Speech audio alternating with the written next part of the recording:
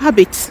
Do you know, I thought I'd finished recording this series, then I thought about the fact that daily reading of the scriptures, if you engage in that, you've got a habit. And we know, you know what they say?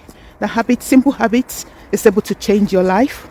And that is what we're going to be talking about in the video today. There is a saying that make a habit and the habit makes you. And I think that is so very much applicable to somebody that would engage daily in the study of the word in two ways. The first is that, of course, having a habit would eventually impact your life generally and affect the outcome of the kind of things you engage, in life. That's the first part. The second point is that being exposed to the word of God daily, we know the potency that we have in the word of the word of God. That means you are exposing yourself daily to something that is able to impact your life significantly. And if you're doing it every day, you've made a habit of it, who knows what the impact would eventually be in your life. The impact, the change, the transformation that would happen to you by exposing yourself to the word of God daily. The Bible says in Joshua 1:8 that, that this was what the Lord, I would say it's a commandment that the Lord gave to Joshua, that he should not let the book of the law depart from his mouth, and that he shall meditate on it day and night. That is a command for daily exposure. And furthermore, if you carry on reading, it talks about the success he would be able to achieve if he does that. I think there's another verse of scripture that complements that, which is in the book of Psalm, the first Psalm. So it says, blessed is the man, the first verse says, blessed is the man that walks not in the counsel of the ungodly, nor stand in the way of the sinners, nor sit in the seat of the scornful, but he delights in the law of the Lord. So instead of not engaging with sinners and things that are not of God, he delights in the word of the Lord, and in it does he meditate day and night. And that's the result that I want to talk about. It says, he shall be like a tree planted by the rivers of many waters, that brings forth its fruit in due season. It says, his leaves also shall not wither. Who does not want to be fruitful? Who does not want to be productive? We all do. There we go. We've got the secret of being resourceful, of being fruitful, of being productive, of being successful.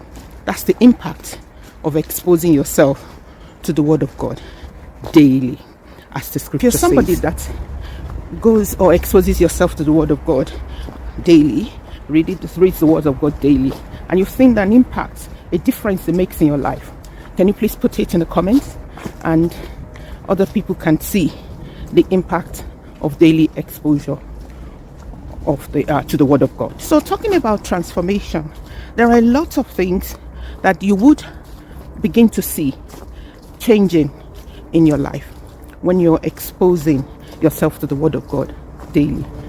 It will start impacting your life. One of the things that I have noticed in my life is my words, the kind of words I use.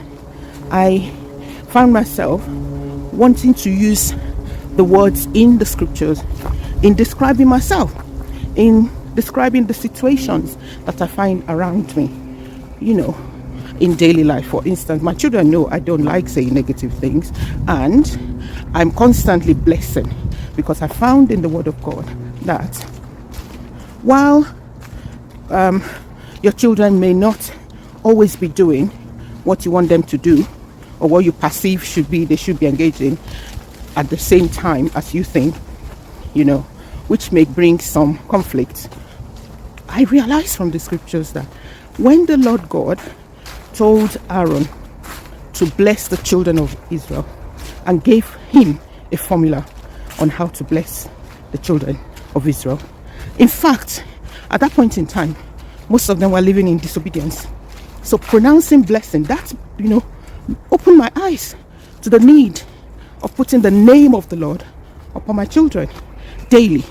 And I pronounce the blessing upon them every day, because what I'm doing is putting the Lord in charge of their lives, which is what the Lord said to Aaron to do. He says, put my name upon them and I will bless them. So I said the priestly blessing every day, saying, Lord, bless them, keep them. Lord, make your face to shine upon them. Lord, do this, because I understood that from the scriptures. And so it changed my perception. It changed the way I speak. It changed the way I, bless them. Or my understanding changed as well. So that's the impact, that's one of the impacts that you can find that would happen to you from daily exposing yourself to the Word of God. If you're finding value in this video, please give it a thumbs up and also subscribe to the channel. I also like you to turn on your notification button so you can receive an alert when a new video is been made. Another impact is the clarity you will gain from the understanding of the way your life is going. There are things that may not necessarily be very clear, to us. What steps should we take? Why are things like this? For instance, imagine if Joseph had known that eventually he will be the prime minister of Egypt, and he had the understanding that God, through situations that you pass through, prepares you for the office that's going to place you. I'm not saying he complained, but he probably would not have worried at all, because I know that when he was in prison, he told one of the people he interpreted the dream for not to forget him. Maybe, in a sense, he was putting his trust in man, because he knew that man came from the house of Pharaoh, and so was thinking, oh, this is an influential person, so maybe he can help me out because I'm innocent.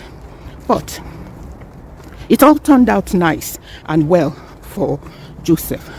But what I'm saying essentially here is that when we expose ourselves to the Word of God daily, clarity comes with regards to situations in our lives. You see principles, and that can be so encouraging even when the result you're hoping for is not there yet. You know that you're going through a process and it will be okay. The other day I counted how many years it took for the promise of Isaac, to be fulfilled, the promised son to Abraham. It was 25 years, at least 24, before Sarah eventually became pregnant. But I think it's actually even more than that, because by the time we were introduced to Abraham and Sarah in the Bible, Abraham was already 75 years old, and by that time Sarah was already labeled as barren, which suggests that they've been married for quite a number of years and they didn't have children. So she was already labeled barren. So I don't know precisely how many years, but it must be that from the time that God actually promised him, that was 24 years, 25 years. And don't forget that God told Abraham to leave his people because Abraham was already working with God. So we don't know if the Lord had already promised him. Of course, he would have been asking that God give me a child before then. So 25 plus years it took for the promise of Isaac to be fulfilled. There was a day I was thinking about that, and I said to myself that promises of God can take long, it can happen quickly. Sometimes it may take many more years than you can imagine.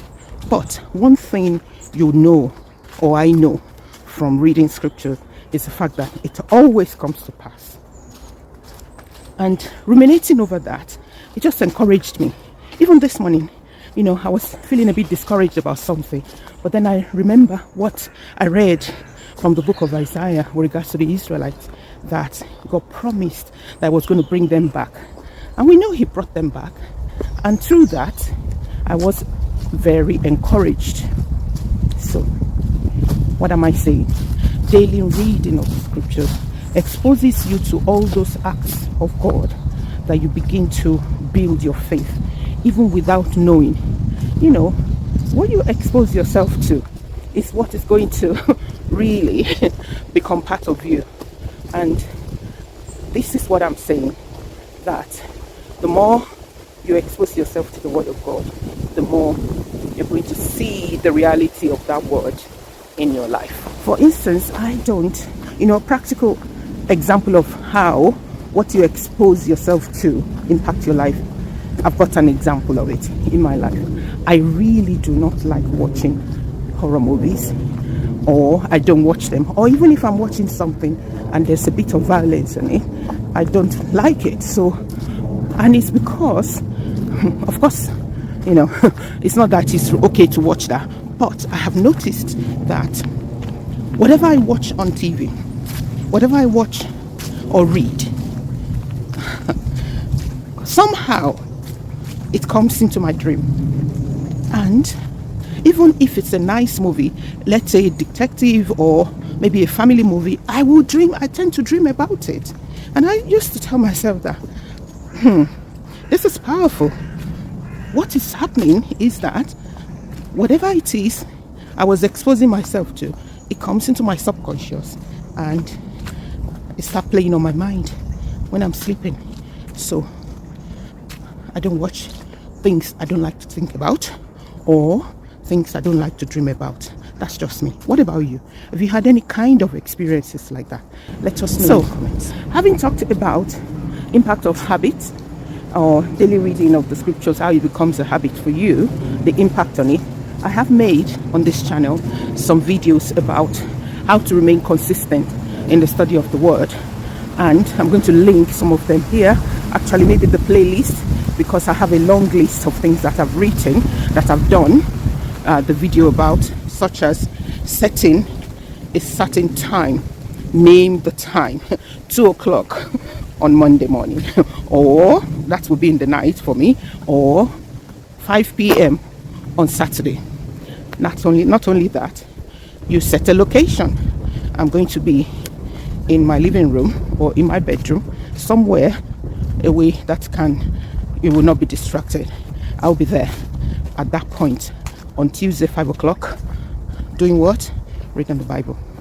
Now, because the video was about studying, so I did say to have dedicated material for writing, so notebook and pen that you're going to make notes from what you have learned or you have encountered from your time of studying. So that helps you to become consistent in studying the scriptures. If you're somebody that doesn't already do that and wondering, how do I go about it? And when it comes to the Bible itself, I think one of the other things that can encourage you to stay consistent is if you don't jump all over the place, you have the attitude or the purpose of wanting to understand. So you can choose a book of the Bible. Start from the beginning of that book. Doesn't matter what book you choose, old or new, history book or poetic book, that Psalms or Proverbs. Just stick with it and do a chapter. Start from the beginning and follow through. If you don't understand, keep at it, or check some other things that may shed light on it, or just stick with that book, because it's a story and some things you don't understand at one point will come to life as you're carrying along in the book, and that would encourage you. I may also suggest that you start with, if you're new to this, start with a book that is short. There are some books in the Old and New Testament that have just one chapter, like Obadiah in the Old Testament, Philemon, or I think it's 3rd John, Jude as well in the New Testament. So you may want to start with that, and that would encourage you. So I hope this video has been of benefit to you, so please give it a thumbs up. and subscribe to the channel. Also turn on your notification button so you can receive an alert when a new video is made. Until next time, I say unto you, come on, search the scriptures for the nuggets we have in it. And God bless.